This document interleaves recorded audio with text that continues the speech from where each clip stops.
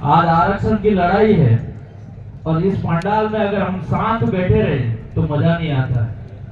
तो मैं एक बार नारा लगाऊंगा, इस आवाज से ये पता चलेगा इस डूंगरपुर उदय खराड़ी की धरती पे वास्तविक हमारी आवाज जो आरक्षण है वो आवाज दिल्ली तक पहुंचे, वो मैं उम्मीद करूंगा।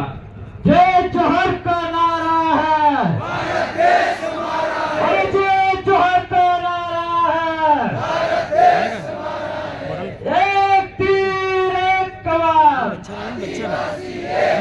अरे जब आदिवासी बोलना है, आओ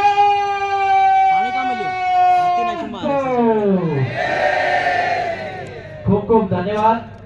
आज हमारे अनुसूचित क्षेत्र आरक्षण मोर्चा आरक्षण महारैली उदय खराड़ी की धरती पर यहाँ पे इस कार्यक्रम को सफल कराने वाले तमाम जो गणवीर जो आदिवासी परिवार के रात दिन मेहनत करके इस कार्यक्रम को सफल बनाया, उनको भी मैं खूब खूब इस मंच से धन्यवाद देना चाहूंगा। साथियों, मैं कुछ कम समय में निपटूंगा। आज जो हमारे आरक्षण की बात है, ये आरक्षण की जो लड़ाई है वो आरक्षण की लड़ाई सिर्फ हमारी अकेले की नहीं है, पूरे आदिवासी समाज की है। लेकिन यहाँ पे इस मंच पे मेरे से पूर्व कई वक्ता बता रहे थे कि ये विशेष कोई एक पार्टी के नाम से बनाया गया है कि उन्नत को ही आरक्षण की ये लड़ाई लड़ रहे हैं, और कुछ नेता राजनीतिक तरीके से देख रहे हैं। तो मैं उनको कहना चाह रहा हूं, आज नहीं तो कल, कल नहीं तो परसों, लेकिन आरक्षण हम लेके रहेंगे। और ये लड़ाई 2016 से, इससे पहले से हमारे पुरखे भी लड़ते आए हैं, और इसके बाद यहाँ पे जो अभी हम जिंदा है वो भी लड़ाई लड़ रहे हैं। और एक उदाहरण बताना चाहूंगा मैं, 2016 के अंदर जब सबसे पहले बिल प्रदेश विद्यार्थी मोर्चा जो बना, हमारे बीच में राजकुमार जी और कांति भाई आदिवासी भी हैं, और सबसे पहले प्रेसिडेंट में खड़ा हुआ था। और उस समय अपने ही लोग विरोध करने वाले थे कि तुम बिल मत बोलो, आदिवासी मत बोलो। कुछ लोगों ने हमारा बहुत विरोध करा, और हमारा जो बिल प्रदेश विद्यार्थी मोर्चा का जो चुनाव था वो जीतने की तैयारी में थे, और जीते भी थे, लेकिन इसके बिगाड़ने के लिए बहुत प्रयास करा। लेकिन हमारे एक युवा साथी से लगा के बुजुर्गों ने रात दिन मेहनत करी, और 21 दिन के अंदर बिल प्रदेश विद्यार्थी मोर्चा उस समय जीता।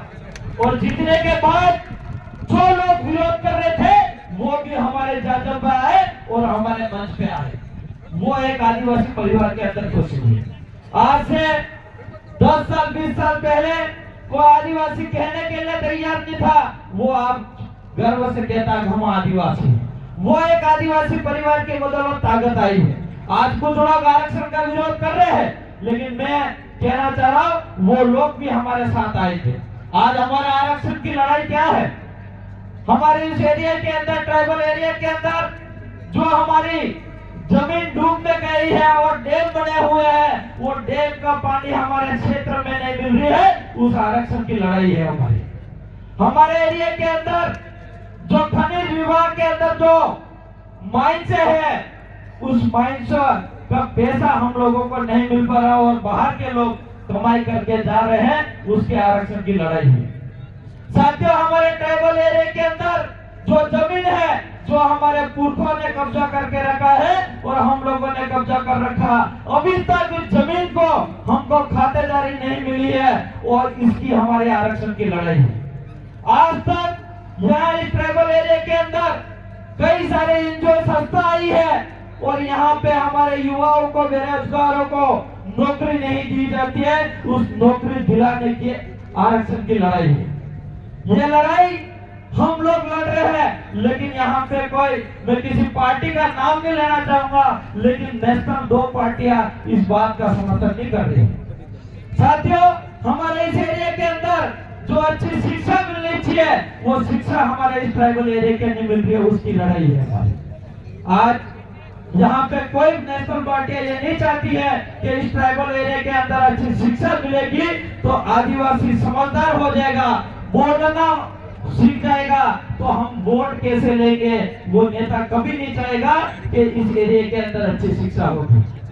ये सिर्फ हम लोग ही है जो समाज की जाजम पे बैठने वाले और जितने युवा साथी हैं वही एक समाज को सुधार की बात करते हैं और शिक्षा की बात करते हैं। साथियों, आज मैं यहाँ इस पंडाल भरा हुआ पंडाल है, हम लोग नेशनल कांग्रेस हो चाहे बीजेपी हो, हम गाली दे देते हैं, इस मन से विरोध करते हैं। लेकिन मैं आपसे कहना चाह रहा हूँ कि हम लोगों ने कभी हमारे समाज को सुधारने के लिए क्या हमने धरातल पे हमारे गांव और फले और ग्राम पंचायत में एक अभियान चलाया कि हमारे इस ट्राइबल एरिया के अंदर ये चीजें नहीं होनी चाहिए। आज हमारे इस एरिया के अंदर मैंने राजस्थान की विधानसभा के अंदर भी आवाज उठाई थी कि हमारे ट्राइबल एरिया के अंदर 10 किलोमीटर पे पानी की टंकी लगनी चाहिए, लेकिन सरकार पानी की टंकी नहीं लगा रही है, सरकार दारू का ठेका लगा रही है 10 किलोमीटर पे। इसका हमने विरोध करा था और अभी कुछ समय पहले आपने देखा भी होगा, मैंने तो वेल्डिंग भी लगा दिया था, ताला भी लगाया था। फिर भी ये आबकारी विभाग और प्रशासन ने वापस खुलवा दिया और भारतीय जनता पार्टी ने उनको ज्यादा उस भट्टे वाले ने जो कमीशन दे दिया तो उस दुकान को वापस खुलवा दिया। इसका विरोध कौन करेगा? इसको विरोध हम लोगों को करना पड़ेगा। हम लोगों को यह ऐलान करना पड़ेगा कि ट्राइबल एरिया के अंदर हमारी जो जमीन है वो कोई भी आबकारी विभाग के सरकारी दुकान के लिए जमीन नहीं दे, वो हम लोगों को ऐलान करना पड़ेगा। करोगे कि नहीं करोगे? और सबसे पहले हमारे ट्राइबल एरिया के अंदर दारू पीना बंद करना पड़ेगा। अनामत करना देना दारू पीना अब जाएगा। और कई लोग को मैंने ठेका बंद कराया तो मैसेज करते हैं कुछ भाई, पता नहीं कहते कि इस एमएलए के दारू के ठेके हैं इनके, जबकि आज तक मेरा कोई ठेका नहीं है। और ये मैसेज कौन करवाता है? ये मैसेज वही लोग कराते हैं जिसकी दुकान है ये। तो साथियों, या तो फिर ये सरकार इस एरिया के अंदर दुकानें बंद नहीं करे तो हम लोगों को ऐलान करना पड़ेगा प्रत्येक ग्राम पंचायत और गांव पालों के अंदर कि हम इंग्लिश दारू और बियर दारू नहीं खरीदेंगे, ये ऐलान करना पड़ेगा। करोगे कि नहीं करोगे? आज शादियों में अभी बहुत सारी शादियां होगी, एक एक शादी में आप एक एक 2-2 लाख की दारू की खरीदारी करोगे। आज उनका टारगेट पूरा हुआ है। और कई सारे भाई, हम लोगों को ऐसा लगता है कि जिस भाई को कितना दार दीवी पड़ती है या बस देश रहा तो वो सड़िया बुदा वो साली सकेगा बस, समझ में आ रहे? तो मेरे साथियों, हम लोगों को इस